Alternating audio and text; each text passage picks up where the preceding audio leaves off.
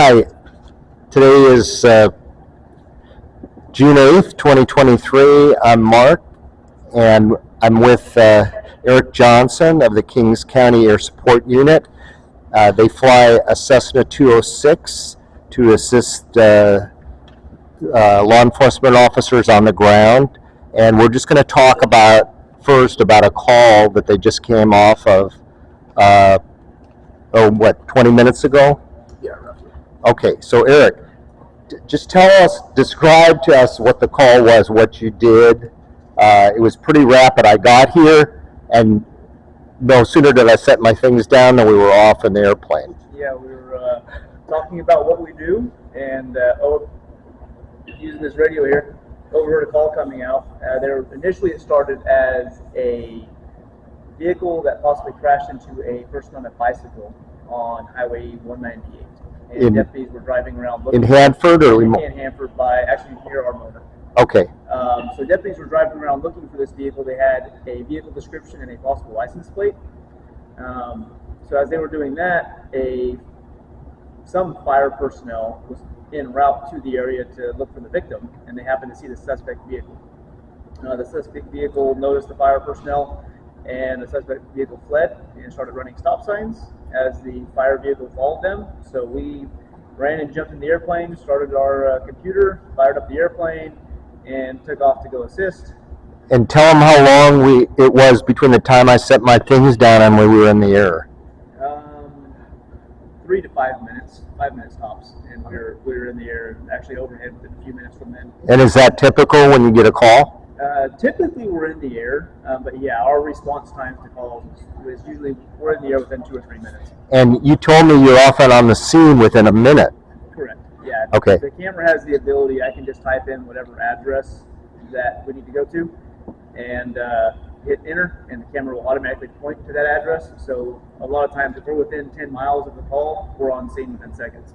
Okay, so finish up the call. So we didn't find that suspect, but just kind of lay down what happened. So the suspect fled from the fire personnel, ended up crashing the vehicle near a residential area on the south side of Hanford, the city. And 2 people leg bailed from the vehicle, took off running on foot, male and a female.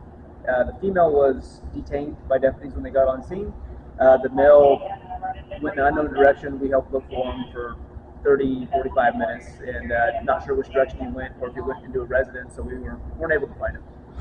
And now, how did you know the approximate location of the suspect?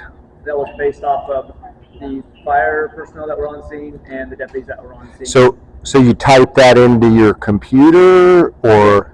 Well, they provide me with the address and the area I need to go to, and then I type that address into the computer, and the computer will point the camera in the direction we need to go. And then the pilot can view your screen and knows which direction to head towards. Correct. I have a large monitor in the back that I view everything on, and we also have a device that streams my view to 2 separate tablets in the front for the pilot. Got it. A larger one and a smaller one, so he can see everything that I'm seeing. Okay, so in this case, the male suspect was not found. You circled around at 3,500 feet, and then we headed back to the airport. Correct. So explain a little bit about the camera and the capabilities, the directional capabilities, and also the overlay that shows you distance to the suspect, all that stuff. Yeah, so the camera is it's called an MX-10. Yeah. It's about a $700,000 camera when it's new. Yeah. And it's basically the bread and butter of our unit.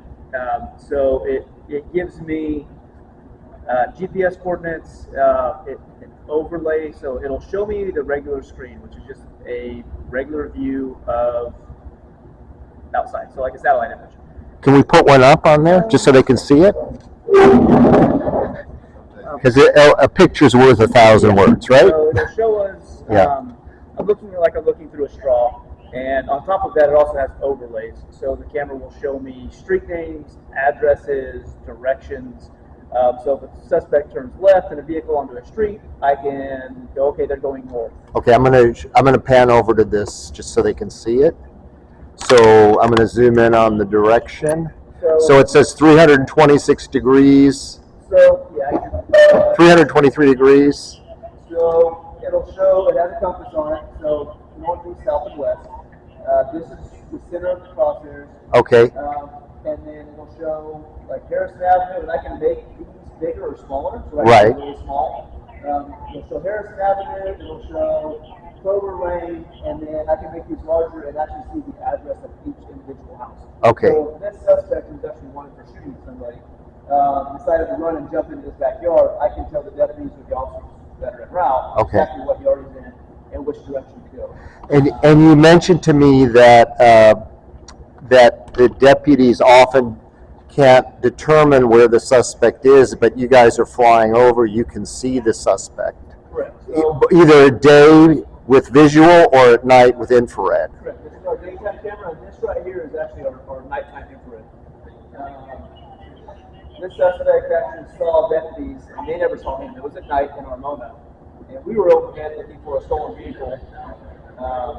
This guy was in the area and took off running from deputies. They never even And you saw can him. see him in the center of the screen walking. So yeah, we can see him. And actually, what we noticed right here, he walks up, and I saw him throw an object. It's hard to see. He's thrown my screen. He threw something into the bed of the pickup. Okay. Deputies are actually over here. Hadn't even seen him yet. So we told deputies they need to go contact him. They did. Right. And then I asked them to go check the back of that pickup, and there was a large amount of methamphetamine in the back of the pickup that he had thrown in there.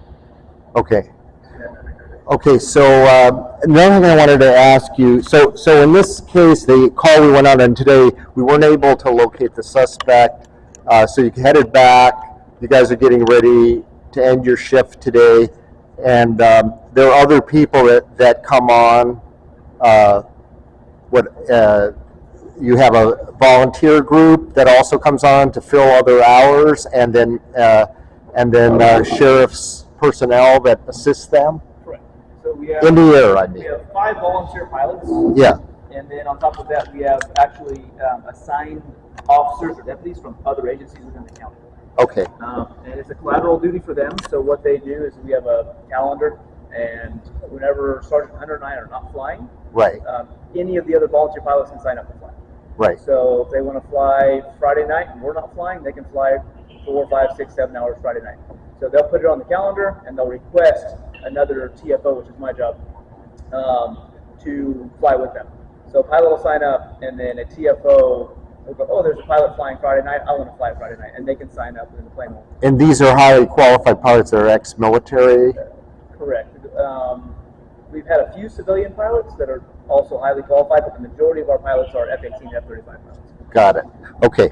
So I also want to talk to Sergeant Jerry Hunter just to tell me a little bit about the airplane that you fly. And can I ask you that question about the value of this?